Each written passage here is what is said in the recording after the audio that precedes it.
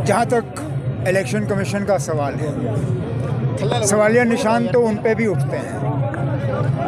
हम बार बार election commission से पूछते हैं कि आखिरकार क्या वजह है कि जम्मू कश्मीर में इंतखाबात नहीं हो रहे हैं। जहाँ कुछ महीने पहले chief election commissioner of India को जम्मू कश्मीर में वैक्यूम नज़र आया, उन्होंने एक सवाल के जवाब में ये कहा था कि there is a vacuum and that vacuum needs to be field.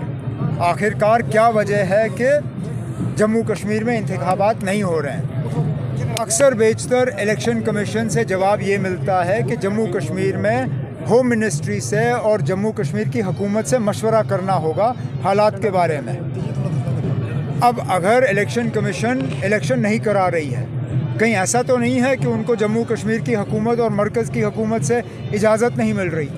और अगर ये बात सही है तो फिर सीधा सीधा इसके पीछे वजह यह है कि बीजेपी वाले यहाँ इलेक्शन नहीं कराना चाहते। लेकिन हम दोनों, बीजेपी और इलेक्शन कमीशन को इसके लिए कसूरवार ठहराते हैं। दोनों का फ़र्ज़ है यहाँ इलेक्शन कराना।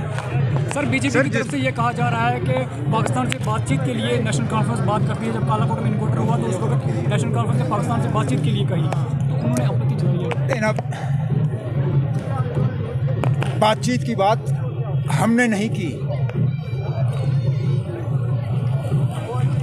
बीजेपी के सीनियर और सबसे टॉलेस्ट लीडर जो माने जाते हैं अटल बिहारी वाजपेयी साहब, ये उन्होंने ये सिलसिला शुरू किया था।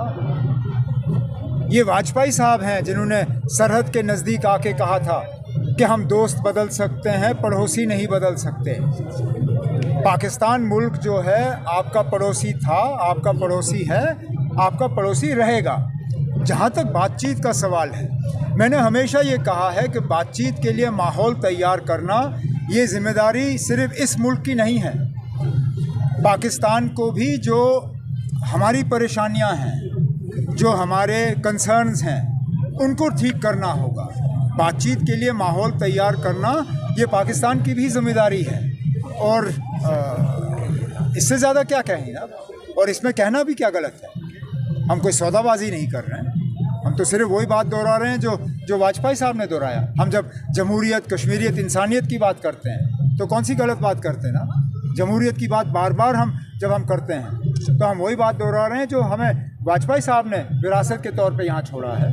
मुझे नहीं लगता इसमें कोई गलत चीज़ है इसको दोहराना।